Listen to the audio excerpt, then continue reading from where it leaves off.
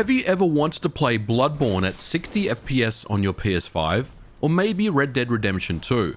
Or how about taking an old classic PlayStation 4 game like the Order 1886, uncapping its frame rate so it runs at 60 FPS with the power of PS5? If your answer is yes to any of these, well, you're in for a treat today, because in store we have a PlayStation 5 hacking scene development update that has seen some very interesting things going on. And I would personally say we are on the verge of even bigger things. Come on. But let's quickly recap. About 10 months ago, I made a video talking about the first real public breakthrough in the PS5 hacking scene. And at the time, there was a significant discovery made with a PlayStation 5 kernel exploit and a WebKit vulnerability for firmwares up to 4.03. And at the time, we couldn't really do much with it, but it was a crucial first step that opened up a debug menu, and of course there's no way to execute homebrew code. But I did conclude on that episode that there would be further advancements coming, and of course the scene moves fast, and almost a year later, here we are. Now, as of the making of this episode, you still cannot run unsigned homebrew code on the PlayStation 5, but that seems like it's going to change pretty soon. However, one of the most interesting things you can do with a PS5, assuming that you are running firmware 4.03, is to take advantage of a tool known as libhijacker. This tool allows us to patch frame rates on some PlayStation 4 games, and more importantly, it even supports some PlayStation 5 games, and we'll get to that later on in the episode.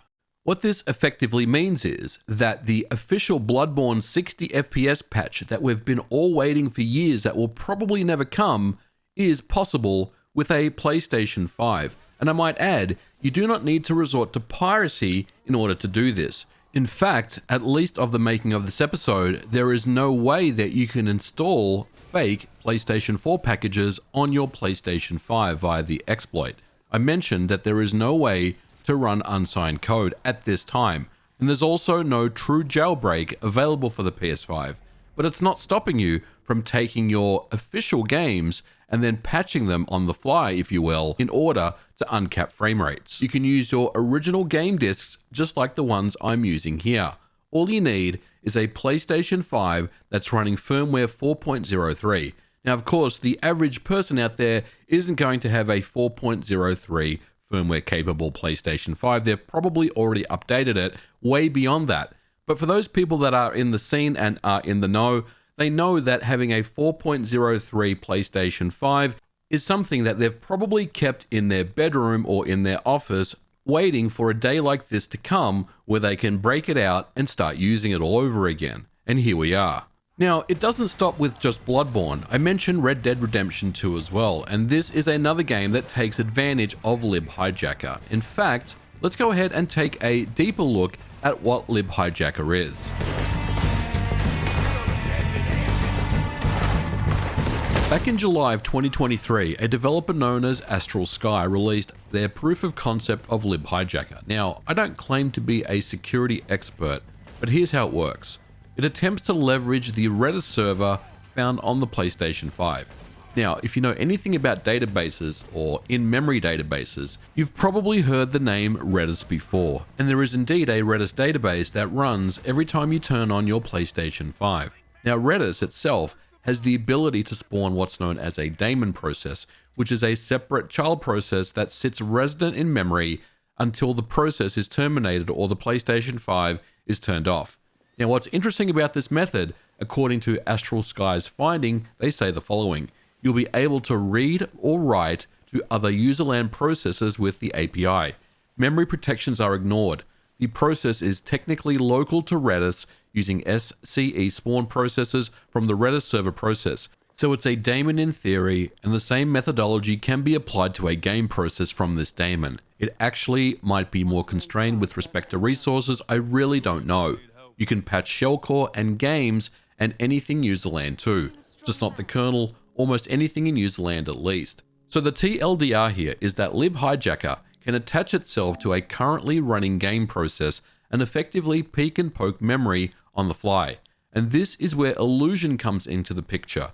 Illusion has been very active in the development of making video game patches on Sony hardware for years, even going back as far as the PlayStation 3.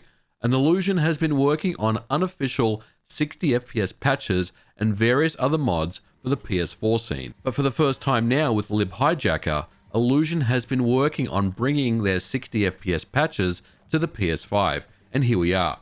The first public version of libhijacker was released by Illusion that contains 60 FPS patches for the following titles, and it's fair to say that this is just the beginning.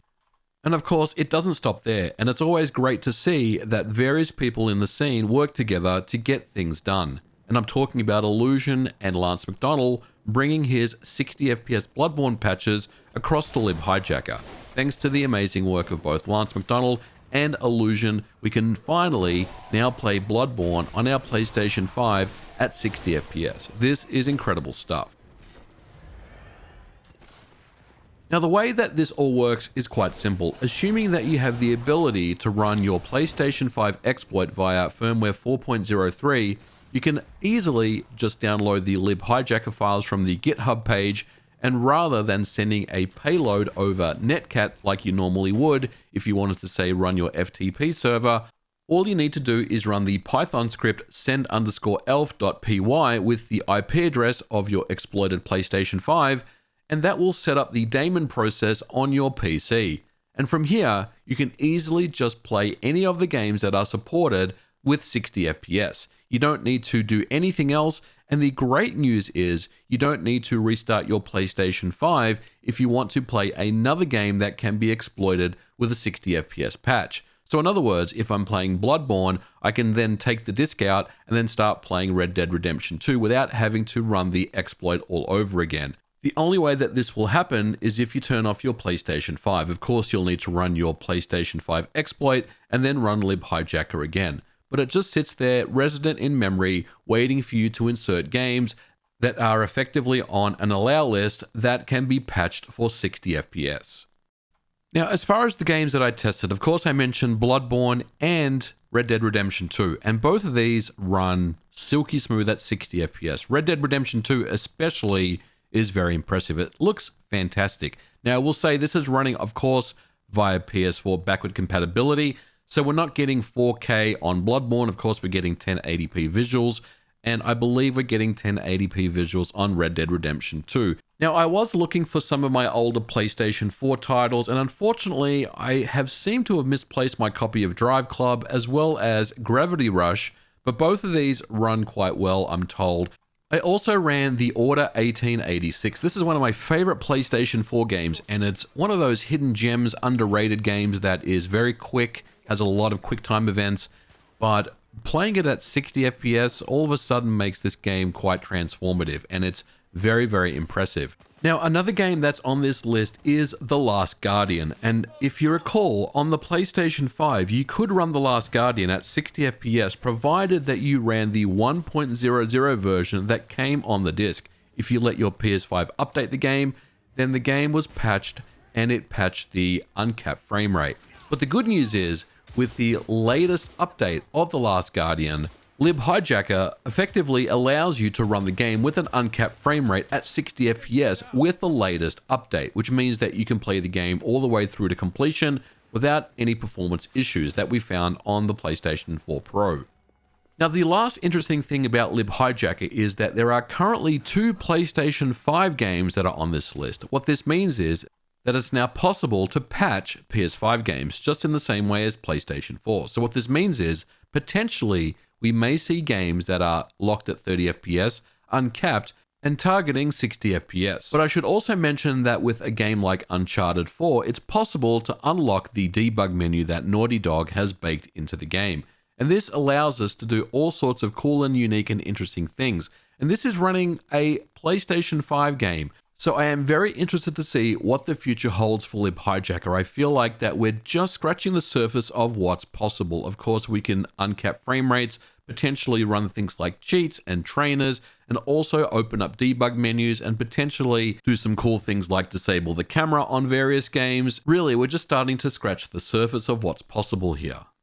So I'm going to leave it here for today's episode. The PlayStation 5 scene is moving very, very quickly. In fact, by the time this video comes out, who knows how out of date this information will be. But I did want to basically stop here and give you guys an update on what's happening.